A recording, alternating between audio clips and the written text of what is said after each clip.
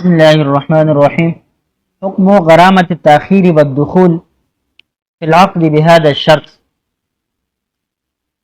تاخیر کا تاوان اور عقد کے اندر داخلی میں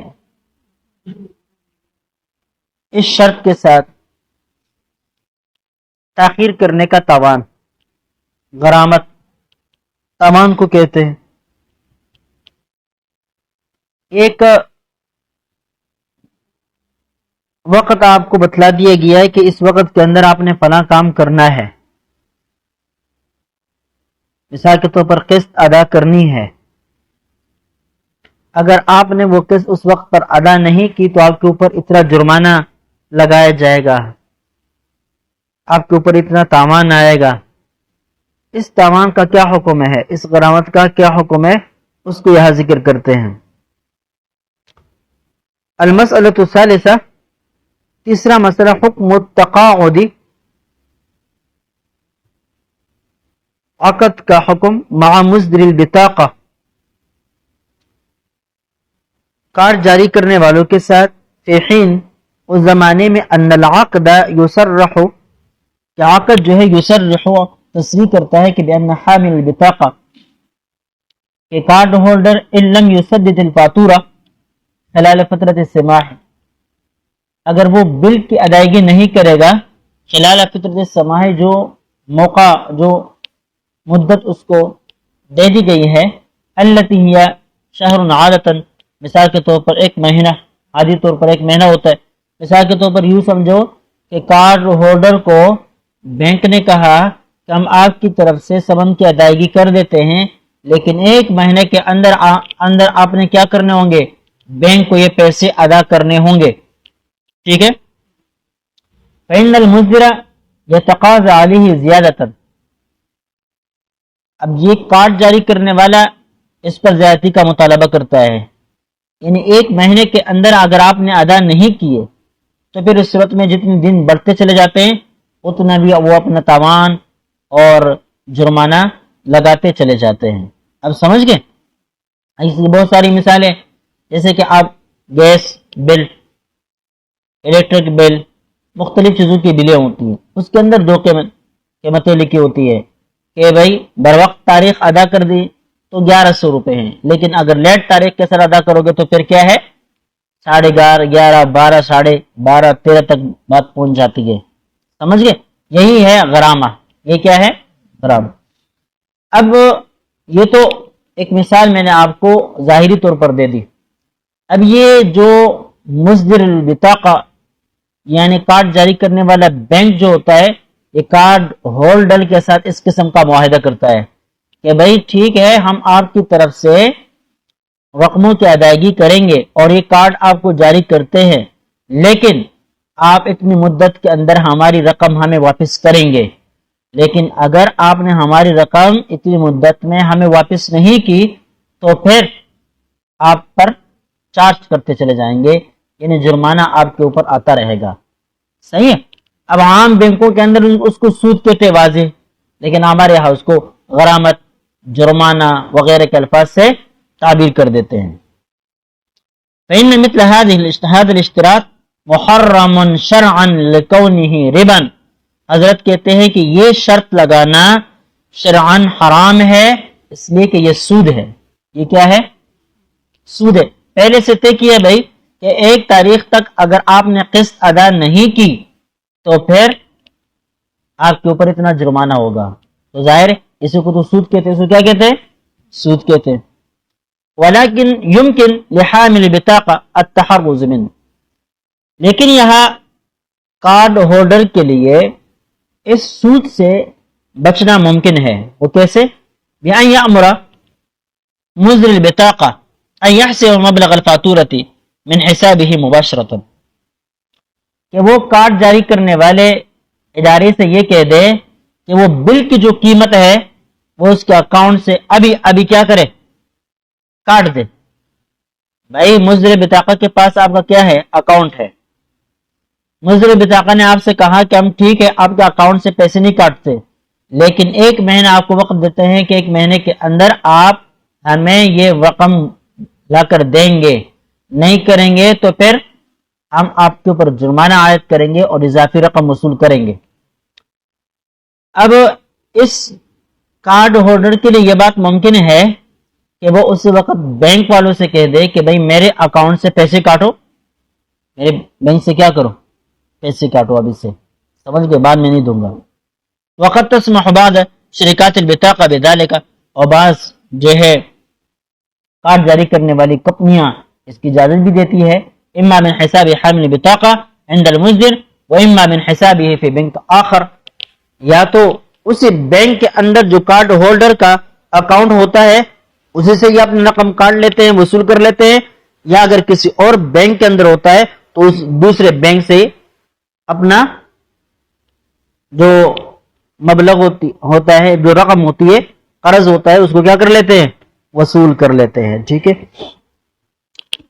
البتہ اما اذا لم يتيسر ذلك، اگر یہ ممکن نہ ہو، مثال کے طور پر اس آدمی کا مصدر بطاقہ کے پاس یعنی بینک کے پاس کوئی اکاؤنٹ ہے ہی نہیں، کسی اور بینک کے پاس بھی اس کا کوئی اکاؤنٹ نہیں ہے، یا اکاؤنٹ ہے لیکن اس اکاؤنٹ میں اتنے پیسے ہی نہیں ہیں، اس صورت میں یہ بینک والے کارڈ ہولڈر سے اپنی رقم کیسے وصول کر لیں؟ فهل يجوز لمسلم ان ياخذ البطاقه ويوقع على العقد الذي فيه هذا الشرط بنية انه سيدفع الفواتير في حينها قبل ان تفرض عليه زيادة ربوية؟ یہ بہت اہم ہے، اس شرط کے ہوتے ہوئے کیا کسی مسلمان کے لیے جائز ہے کہ اس قسم کا عقد کرے؟ جب آپ کو پتہ ہے ایک مسلمان کو کہ جب میں کریڈٹ کارڈ اس بینک سے نکلواؤں گا اور بینک کو میں نقد پیسے نہیں دوں گا، بینک میری طرف سے مختلف چیزوں کی قیمتوں کی ادائیگی کرتا رہے گا اور پھر اتنی مدت کے بعد میں ان کو پیسے ادا کروں گا، لیکن بینک نے جو میرے ساتھ یہ شرط لگائی ہے کہ اس مدت کے اندر اگر میں ان کی رقومات کو ادا نہ کر سکا تو وہ مجھ پر اتنے جرمانہ لگائیں گے اور اتنا کیا کریں گے، اتنی اضافی رقم مجھ سے وصول کریں گے۔ اس شرط کے ہوتے ہوئے کسی مسلمان کے لیے جائز ہے کہ وہ بینک کے ساتھ اس طرح عقد کرے یا نہیں؟ اب سمجھ گئے؟ دیکھیں اس کے اندر یہ احتمال بھی ہے نا کہ ہو سکتا ہے کہ اس تاریخ کی آمد سے پہلے پہلے یا بعینی اس تاریخ پر وہ ادائیگی کر سکے۔ اگر بعینی اس تاریخ پر وہ ادائیگی کر لیتا ہے یا اس سے پہلے پہلے کر لیتا ہے تو بینک اس سے کوئی جرمانہ نہیں کاٹتا، لیکن اگر نہیں کرتا تو پھر کیا کرتا ہے، جرمانہ کاٹتا ہے۔ سمجھ گئے؟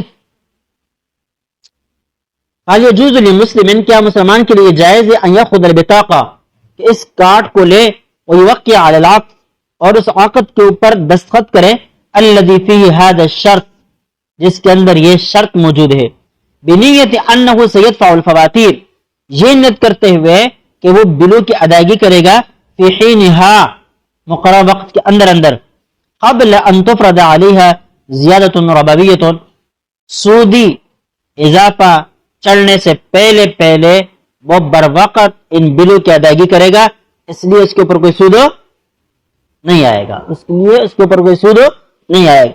ایک مسلمان نے یہ نیت اور یہ ارادہ کیا اور بینک سے کارڈ وصول کر لیا، کیا کر لیا، کارڈ وصول کر لیا، کہتے ہیں ولا يطبق هذا الشرط فعلا، لیکن یہ شرط فعلاً اگر فعلاً یہ شرط جو ہے نا صحیح واقع نہ ہو سکے، کیسے؟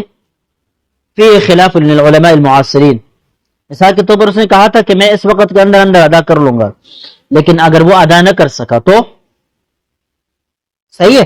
اب اس بارے میں دیکھتے ہیں، فی خلاف للعلماء المعاصرین، تو اہل عصر علماء کا اس بارے میں اختلاف ہے۔ فقال بعضهم، بعض حضرات کہتے ہیں ان مجرد التوقيع على هذا الشرط دخول في عقد محرم، صرف اور صرف اس شرط کے اوپر دستخط کرنا یہ حرام عقد کے اندر داخل ہونا ہے۔ جیسے اس نے اس حرام شرط کے اوپر کیا کی، دستخط کر دی، تو گویا کہ وہ اس حرام عقد کے اندر کیا ہو گیا، سودی معاملے کے اندر داخل ہو گیا۔ فلا یجوز، لہذا چونکہ یہ محض دستخط کرنا اور بینک کے ساتھ یہ عقد کرنا ہی سود کے اندر داخل ہونا ہے، لہذا فلا یجوز، یہ جائز نہیں ہوگا۔ ولو کان بنیت عدم تطبیقہ فی الواقع، اگرچہ نیت یہی ہے کہ واقع میں اس کی اس طرح تطبیق نہیں ہوگا، یعنی ایسی موافقت اتفاق نہیں ہوگا کہ مجھ پر یہ جرمانہ چڑھے، سمجھ گئے؟ وقال آخرون، دوسرے حضرات کہتے ہیں ان حامل بطاقہ، یہ جو کارڈ ہولڈر ہے، ان کان علی یقین، اگر وہ اس یقین پر ہے بان ھذا الشرط لا یطبق فعلا، کہ یہ شرط جو ہے فعلا اس کے اوپر اترے گا نہیں، اس کے اوپر واقعہ نہیں ہو سکے گا انشاءاللہ، لعزم ادائہ مبلغ الفاتورۃ خلال الفترۃ المحددہ، اس کے ادائیگی کے عزم کی وجہ سے، کس کی ادائیگی کے؟ مبلغ الفاتورہ، بل کی جو رقم ہے اس کی ادائیگی کا عزم مصمم ہے، خلاف الفترۃ المحددہ، مقرر اور محدد وقت کے اندر اس کو پورا یقین ہے کہ جو مدت میں طے کرتا ہوں اس مدت کے اندر میں بلوں کی ادائیگی کر سکوں گا، میں بلوں کی ادائیگی کر سکوں گا اور مجھ پر جرمانہ چڑھنے کا موقع نہیں ہوگا۔ فإنه يجوز، تو بعض حضرات کہتے ہیں پھر یہ جائز ہے۔ واستانسوا لذلك بحدیث عائشہ رضی اللہ تعالی عنہ فی قصۃ بریرہ رضی اللہ عنہ، اس بات کے لیے انہوں نے استیناس کیا ہے حضرت عائشہ صدیقہ رضی اللہ تعالی عنہ کی حدیث سے، جو حضرت بریرہ رضی اللہ تعالی عنہ کے قصے میں وارد ہے، حیث قال لها رسول اللہ صلی اللہ علیہ وسلم، دیکھیے یہ بریرہ ایک باندھی تھی، حضرت عائشہ اس کو خرید رہی تھی، پھر اس کو آزاد کرنا چاہ رہی تھی، لیکن ان کے جو مالکن تھے وہ یہ کہتے تھے، مالک تھے وہ یہ کہتے تھے کہ اگر عائشہ اس کو آزاد کر خرید کر آزاد کر لیتی ہے تو ولا پھر بھی ہمیں ملے گا، ولا کیا ہوگا؟ ہمیں ملے گا، سمجھ گئے؟ اب اس بات کا پتہ نبی پاک صلی اللہ علیہ وسلم کو چلا کہ عائشہ صدیقہ رضی اللہ تعالی عنہ بریرہ کو خرید رہی ہے، خریدنے کے بعد اس کو آزاد کرے گی، تو اصولوں کے مطابق ولا کا حق کس کو ہونا چاہیے؟ جس نے آزاد کیا۔ آزاد کس نے کیا؟ عائشہ صدیقہ رضی اللہ تعالی عنہ نے، لہذا ولا کا حق اس کو ملنا چاہیے تھا، لیکن وہ لوگ شرط لگا رہے تھے کہ ولا ہمیں ملے گی، تو آپ صلی اللہ علیہ وسلم نے اس پہ کیا فرمایا؟ حیث قال لها رسول اللہ صلی اللہ علیہ وسلم، آپ صلی اللہ علیہ وسلم نے کہا کہ اشترطی لهم الولا، ولا کی شرط ان کے لیے لگاؤ، فإن الولا لمن آتق، حالانکہ حقیقت یہی ہے کہ ولا اسی کو ملتی ہے جس نے آزاد کیا ہوا ہوتا ہے، لہذا یہ شرط لگائے یا نہ لگائے اس کو کوئی اعتبار نہیں، لہذا اگر وہ شرط لگائے بغیر راضی نہیں ہوتے تو آپ لگا بھی دیں، پھر بھی ولا آپ کو ملے گا، پھر بھی ولا آپ کو ملے گا۔ فاجاز هذا الاشتراط، تو نبی پاک صلی اللہ علیہ وسلم نے اس شرط کو جائز قرار دے دیا، لأن الشرط لا يطبق فعلا، اس لیے کہ یہ شرط فعلی طور پر اترنا ہی نہیں تھا، سمجھ گئے؟ لہذا اس حدیث سے ان لوگوں نے استدلال کرتے ہوئے یہ کہا کہ اگر ایک شخص کو اس بات کا پورا یقین ہے کہ بینک نے جو مجھے قرض دیا ہے یا جو کارڈ جاری کیا ہے اور میری طرف سے دین کی ادائیگیاں کی ہے، ٹھیک ہے، اور بل مجھ پر چڑھ رہے ہیں، یہ بل میں مقرر وقت پر یا اس سے پہلے ادا کر سکوں گا اور مجھ پر سودی قرضہ چلنے کی امید اور موقع نہیں آئے گا، سمجھ گئے؟ تو ایسی صورت میں یہ حضرات کہتے ہیں کہ اگر اس آدمی کو یقین ہے کہ مجھ پر سودی قرضہ نہیں چڑھے گا تو پھر اس کے لیے یہ عقد کرنا جائز ہوگا، لیکن اگر یہ یقین نہیں ہے تو پھر یہ عقد کرنا جائز نہیں ہوگا، سمجھ گئے؟ دلیل یہی حدیث ہے۔ ولیکن هذا الاستدلال فيه نظر، حضرت کہتے اس استدلال کے اندر کیا ہے؟ نظر ہے۔ بھائی یا تو استدلال تو انہوں نے کیا ہی نہیں ہے، استیناس کیا ہے۔ کیا کیا ہے؟ استیناس کیا، لہذا اب چونکہ یہ دونوں الفاظ ایک دوسرے قریب استعمال ہوتے ہیں، اس وجہ سے یہ کہہ سکتے ہیں کہ اس استدلال سے مراد استیناس ہے۔ ولیکن هذا الاستدلال فيه نظر، لیکن اس استدلال کے اندر نظر ہے، لأن رسول اللہ صلی اللہ علیہ وسلم کان فی قدرته ان یبطل هذا الشرط، اس لیے کہ نبی پاک صلی اللہ علیہ وسلم کی قدرت میں یہ بات تھی کہ اس شرط کو باطل قرار دے دیتے ہیں، بھائی لگاؤ ہم باطل کر دیں گے، ہم اس کو نہیں مانیں گے، ٹھیک ہے۔ وقد ابطل ذلك في خطبته التي خطبها بعد ذلك، اور پھر نبی پاک صلی اللہ علیہ وسلم نے اس شرط کو اپنے اس خطبے کے اندر جو اس عقد کے بعد آپ صلی اللہ علیہ وسلم نے مسجد کے اندر خطبہ دیا تھا، اس خطبے کے اندر اس شرط کو باطل قرار دے دیا۔ حضرت عائشہ سے کیا کہا؟ شرط لگاؤ، شرط کیا کرو؟ شرط لگاؤ، عقد ہو گیا۔ اب اس کے بعد آپ صلی اللہ علیہ وسلم مسجد تشریف لے کر گئے اور وہاں خطبہ دیا کہ خلاف قانون، خلاف شریعت قسم کی شرطوں کا لوگ مطالبہ کیسے کرتے ہیں۔ اب سمجھ میں نہیں۔ اما حامل بطاقہ، اچھا یہ شرط کس نے لگوائی؟ آپ صلی اللہ علیہ وسلم نے اجازت دے دی تھی، لیکن چونکہ آپ صلی اللہ علیہ وسلم اس شرط کو ختم کرنے پر قدرت رکھتے تھے، اس لیے آپ صلی اللہ علیہ وسلم کے لیے یہ شرط لگانا جائز تھا۔ لیکن یہاں جو کریڈٹ کارڈ والا ہے، یعنی کارڈ ہولڈر ہے، یہ فلیس فی ممکنتہ ان یبطل ھذا الشرط، اس کی قدرت میں یہ بات نہیں ہوتی کہ وہ شرط کو باطل قرار دے دے۔ ابھی شرط لگائی، تھوڑی دیر بعد جا کے اس کو باطل قرار دے دے، اس کو ختم کر لے، ایسا نہیں کر سکتا، ایسا نہیں کر سکتا۔ غایت ما فی وسعہ، اس کے زیادہ سے زیادہ اس کی طاقت میں جو کچھ ہے وہ یہ ہے ان یؤدی الفاتورہ فی حینہ، جو بل ہے وقت کے اندر اس کو ادا کر لے، بس لئلا یطبق الشرط، تاکہ شرط اس کے اوپر منطبق نہ ہو سکے۔ ولیکن مثل هذه الشروط قد عمت بها البلوى فی زماننا، یہ بات ختم ہو گئی، ٹھیک ہے۔ حضرت نے ان لوگوں کا جواب کر دیا کہ بھائی ان لوگوں نے جو قول اختیار کیا وہ اس کے لیے یہ دلیل نہیں بن رہی، یہ حدیث دلیل نہیں بن رہی، یہ بات ختم۔ اب نئی بات حضرت کہتے ہیں ولیکن مثل هذه الشروط قد عمت به البلوى فی زماننا، لیکن ان جیسے شروط کا ہمارے زمانے میں ابتلاء عام ہے، ابتلاء عام ہے۔ کیسے؟ فإن مثل هذه الشروط توجد في كثير من التعاملات، کہ اس قسم کی شرطیں بہت ساری معاملات کے اندر وہ خود بخود پائی جاتی ہے۔ کیسے؟ مثل التعامل مع شرکۃ الکہرباء، آپ الیکٹرک کمپنی کے ساتھ معاملہ کرتے ہیں، بجلی لگاتے ہیں گھر پر، اب سمجھ گئے؟ تو آپ کا آٹومیٹک خود بخود اس کے الیکٹرک یا الیکٹرک کمپنی کے ساتھ یہ تعامل اور معاملہ ہو جاتا ہے۔ شرکات الہواتف، اسی طرح ٹیلی فونک جو کمپنیاں ہیں ان کے ساتھ بھی خود بخود آپ کا یہ معاملہ ہوتا ہے، وغیرہ گیس کمپنیاں وغیرہ ہو گئی۔ فإن شرط الغرامۃ تاخیر موجود فی جمیع ذلک، تاخیر پر جرمانہ لینے کی شرط ان تمام کمپنیوں کے ساتھ کیے ہوئے معاملات کے اندر موجود ہوتی ہے، آپ کو پتہ ہے یا نہیں؟ لیکن کیا کہ الیکٹرک کے اصولوں اور اس طرح کیا ہے گیس کمپنی کے اصولوں میں، اور اس طرح کیا ہے بھائی نیٹ کمپنی کے اصولوں میں، اور اس طرح کیا ہے ٹیلی فون کمپنی کے اصول میں یہ بات ہے کہ بر وقت آپ نے بل کی ادائیگی نہیں کی تو ایک ہی دن بھی لیٹ ادائیگی کریں گے تو کیا ہوگا؟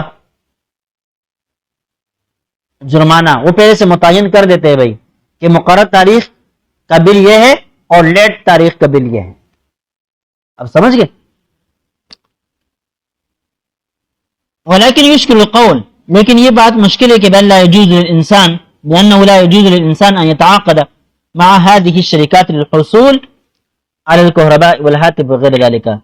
اب یہ بات کہنا مشکل ہے کہ یہ کہا جائے کہ ان کمپنیوں کے ساتھ عقد کرنا انسان کے لیے جائز نہیں، للحصول الكهرباء والهاتف وغير ذلك، بجلی کے حاصل کرنے کے لیے اور اس طرح ٹیلی فون حاصل کرنے کے لیے، چونکہ یعنی یہ نہیں کہا جا سکتا چونکہ یہ کمپنیاں خلاف شریعت شرط لگا رہی ہیں لہذا ان کمپنیوں کے ساتھ بجلی حاصل کرنے کے لیے یا ٹیلی فونک سروس حاصل کرنے کے لیے معاہدہ کرنا، عقد کرنا جائز ہی نہیں، یہ نہیں کہا جا سکتا، یہ نہیں کہا جا سکتا۔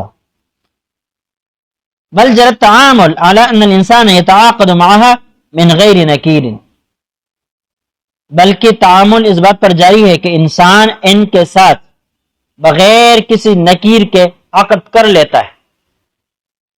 بھائی مولوی ہے، شیخ الحدیث ہے، مدرسہ ہے اور مسجد کچھ بھی ہے، لیکن جب وہ کیا کرتے ہیں بھائی، اپنی مسجد میں، مدرسے میں، گھر میں، خانقاہ میں جب بجلی لگائے گا تو پھر یہ عقد الیکٹرک کمپنی کے ساتھ خود بخود ہوگا، اور اس شرط کے ساتھ ہوگا.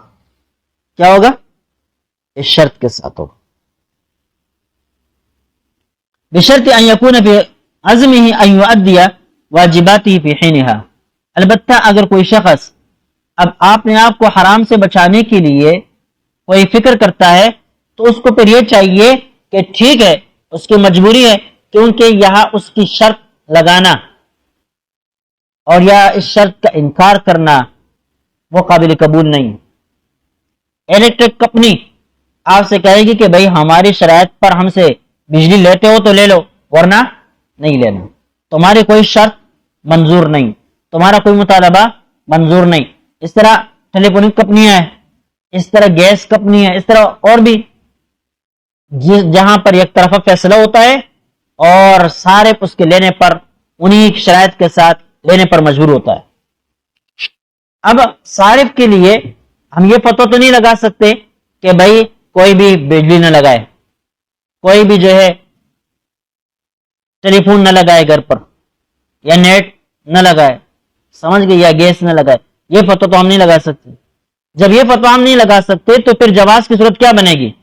تو کہتے ہیں جواز کی صورت یہ بنے گی کہ جو شخص کمپنی کے ساتھ، بجلی کمپنی کے ساتھ، گیس کمپنی کے ساتھ یا ٹیلی فون کمپنی کے ساتھ یہ عقد کرتا ہے تو اس وقت اس کو عزم مصمم ہونا چاہیے کہ میں بل کی ادائیگی بر وقت کروں گا، میں بل کی ادائیگی بر وقت کروں گا، تاکہ کم از کم اس کی طرف سے نیت کے اعتبار سے کوئی خرابی نہ آئے. ٹھیک ہے، ایک چیز پر اگر یہ مجبور ہے دوسری چیز پر تو مجبور نہیں، لہذا اب اس کو چاہیے کہ بر وقت بلوں کی ادائیگی کرے اور اس سود سے اپنے آپ کو بچائے. سود کی ادائیگی سے اپنے آپ کو کیا کرے؟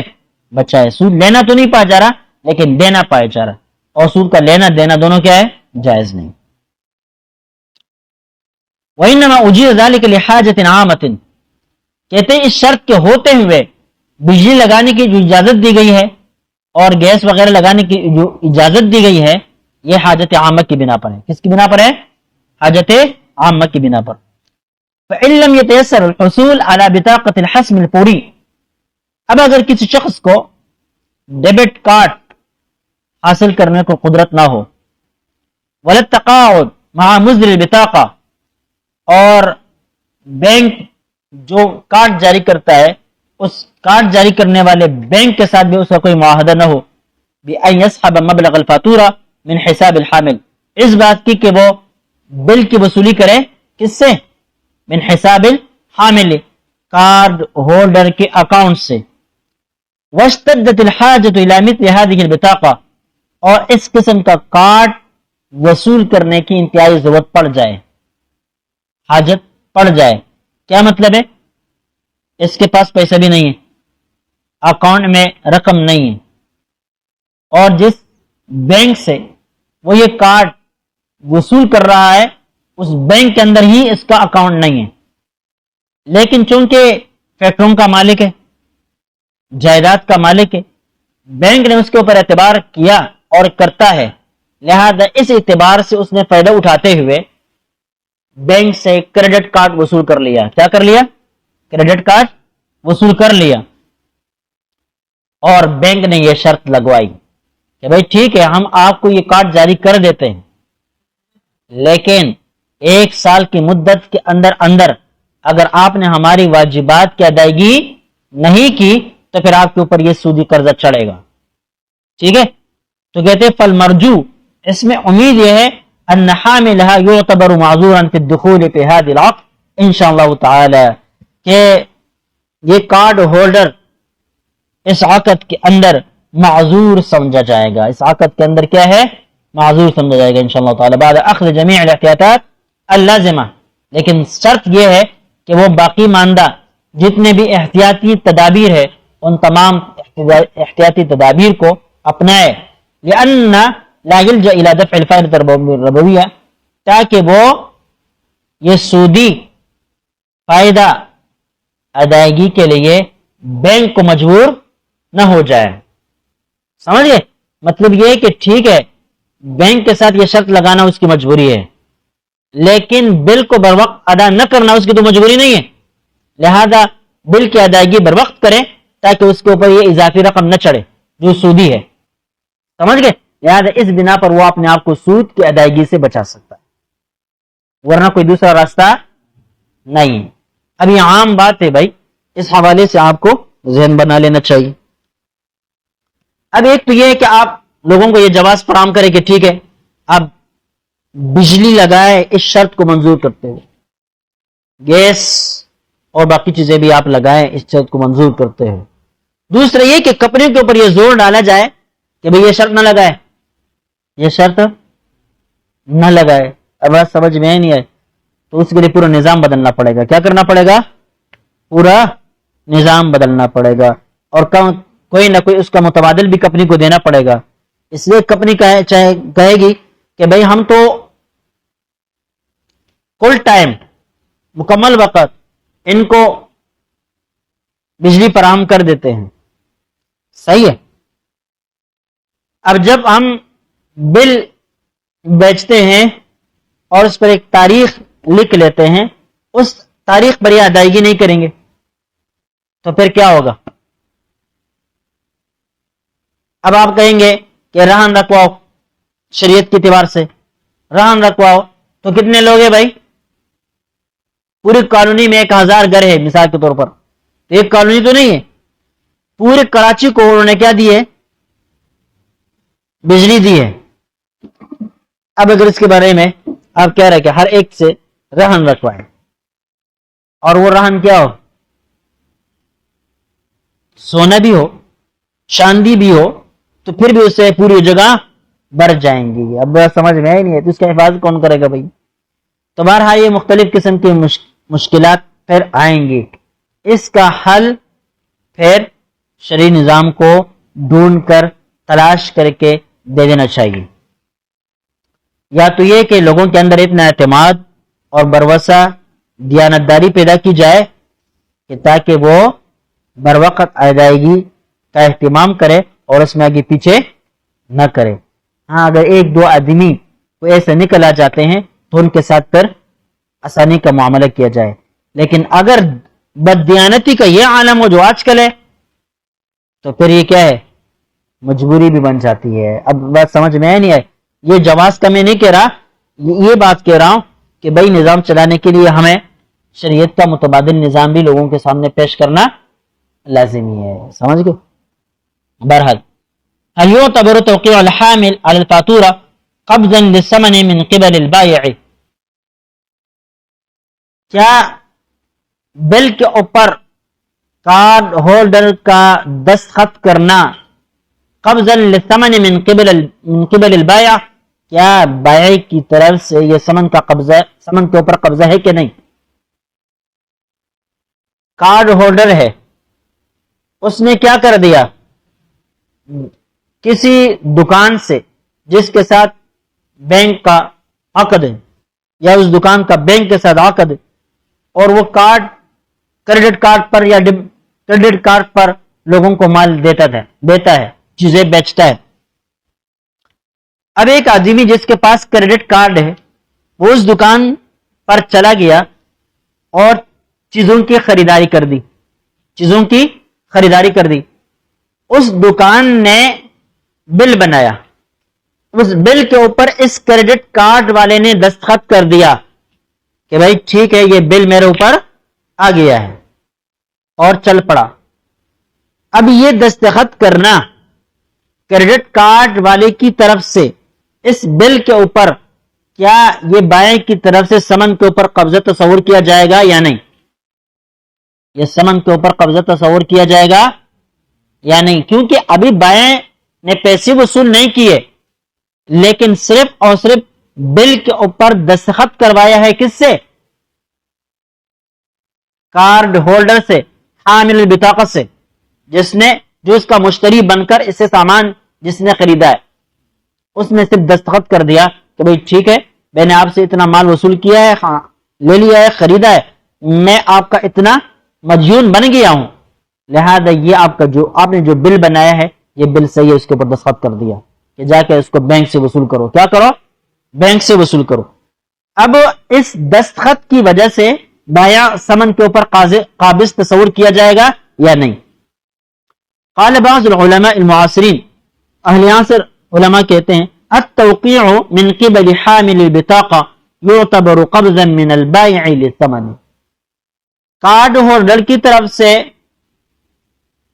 فاتورہ کے اوپر، بل کے اوپر دستخط کرنا يعتبر قبضا من البائع، یہ بائع کی طرف سے قبضہ مانا جائے گا لثمن، ثمن کے لیے، یعنی گویا کہ اب بائع نے ثمن کے اوپر قبضہ کر لیا. جاء في المعايير الشرعية للمؤسسات المالية الإسلامية من جملة صور القبض. معايير شرعیہ میں للمؤسسات المالیہ، یہ کتاب کا پورا نام ہے المعايير الشرعیہ للمؤسسات المالیہ الاسلامیہ، یعنی اسلامی مالیاتی کمپنیوں کے لیے شرعی معیارات کیا ہے. اس حوالے سے پوری ایک کتاب اسی نام پر، ٹھیک ہے، جو مجمع الفقہ الاسلامی ہے نا، انہوں نے جاری کی ہے. دنیا بھر کے تمام علماء جو اس کمیٹی کے وہ ہے اراکین ہے، ان سب کی محنتوں سے کتاب تیار کر دی گئی ہے، اور بعض تخصصات میں پڑھائی بھی جاتی ہے.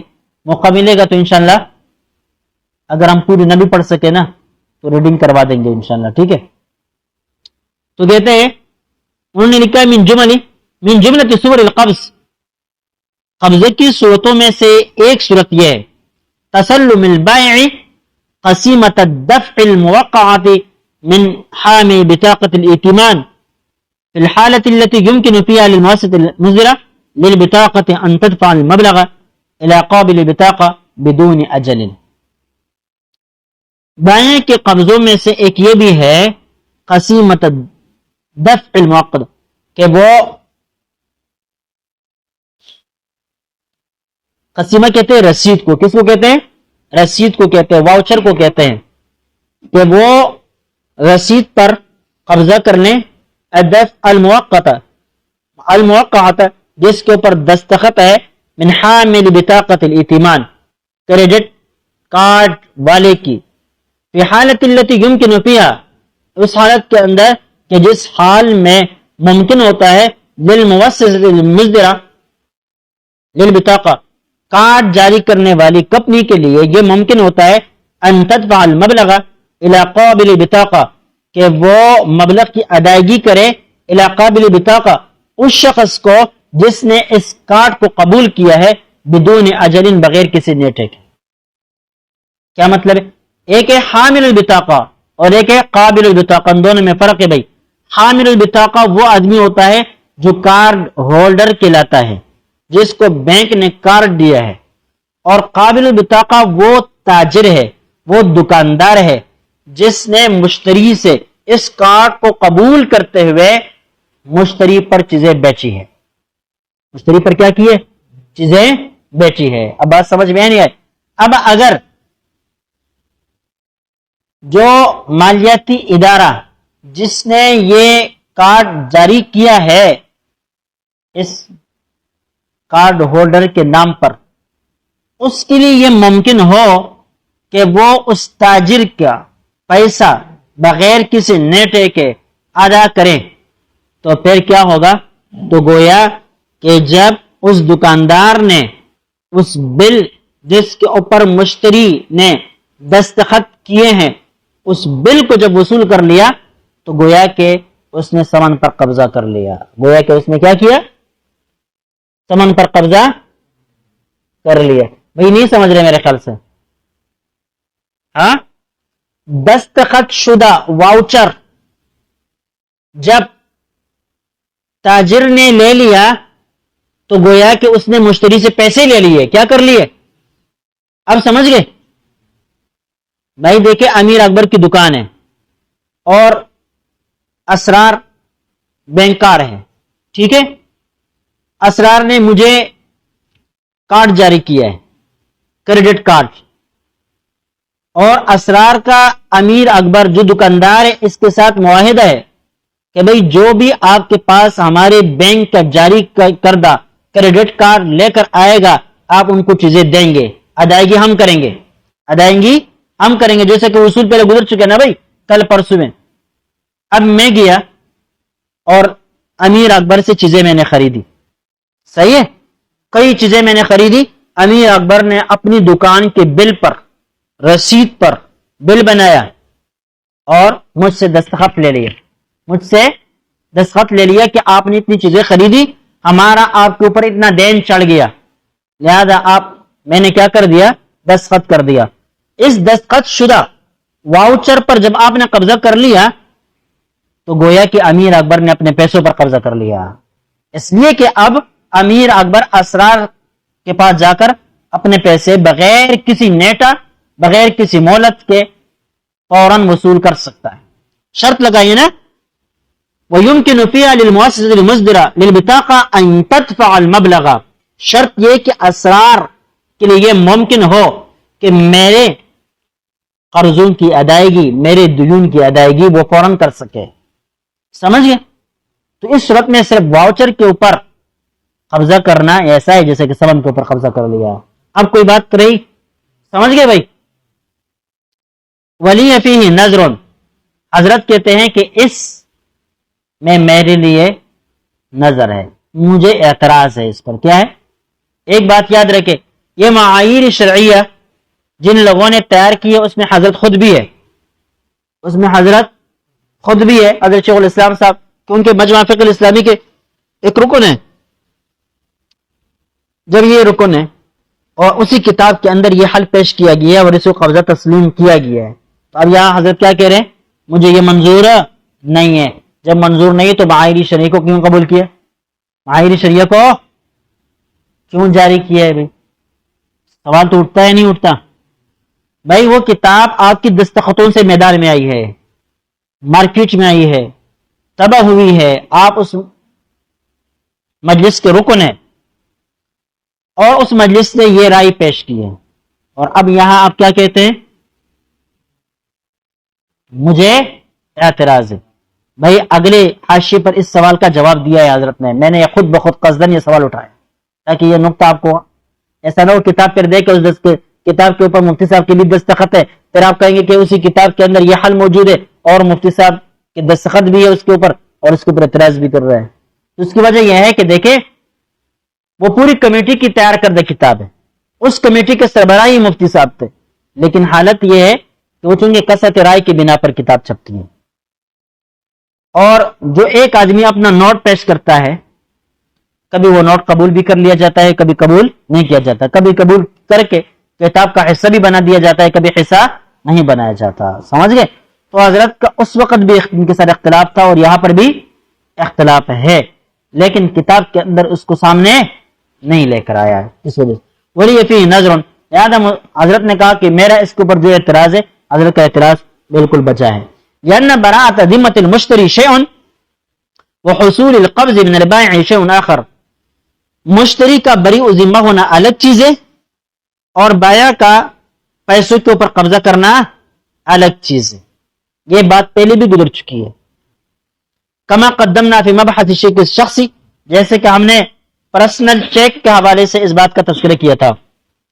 والذی یحصل بتوقیع المشتری هو الاول دون الثانی، حضرت کہتے ہیں کہ مشتری کے دستخط کرنے کی وجہ سے پہلی چیز تو حاصل ہو جاتی ہے، دون الثانی دوسری چیز حاصل نہیں ہوتی۔ کیا مطلب؟ جب مشتری نے اس واؤچر کے اوپر دستخط کر دیا تو مشتری کی ذمہ داری ختم ہو گئی، لیکن تاجر کا قبضہ ثمن کے اوپر ہونا یہ الگ مسئلہ ہے، تاجر کا قبضہ ثمن کے اوپر ہونا یہ الگ مسئلہ ہے۔ تو اس دستخط کی وجہ سے پہلا مسئلہ تو متحقق ہو گیا، وہ تو حل ہو گیا، لیکن دوسرا نہیں ہوا۔ پہلے بھی کئی اسباق کے اندر یہ بھائی کیوں آپ پریشان نظر آ رہے، پہلے کئی مرتبہ یہ کہہ چکے ہیں حضرت کہ بھائی ذمہ کا فارغ ہونا الگ مسئلہ ہے اور ثمن کے اوپر قبضہ کرنا الگ مسئلہ ہے۔ یہاں مشتری نے جب دستخط کر دیے ذمہ فارغ ہو گیا، لیکن بائع کا قبضہ نہیں ہوا، بائع کا قبضہ نہیں ہوا بھائی۔ لأن توقيع حامل البطاقة على قسيمة الدفع، اس لیے کہ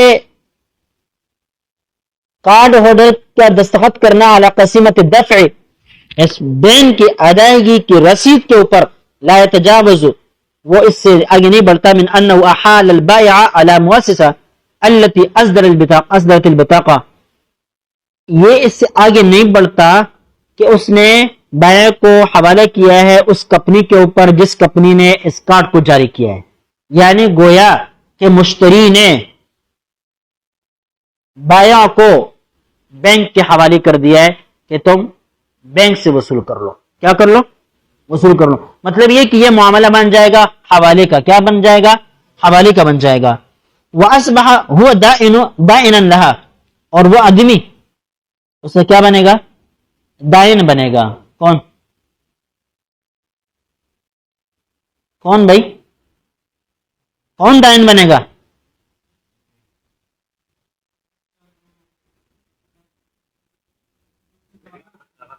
دیکھیں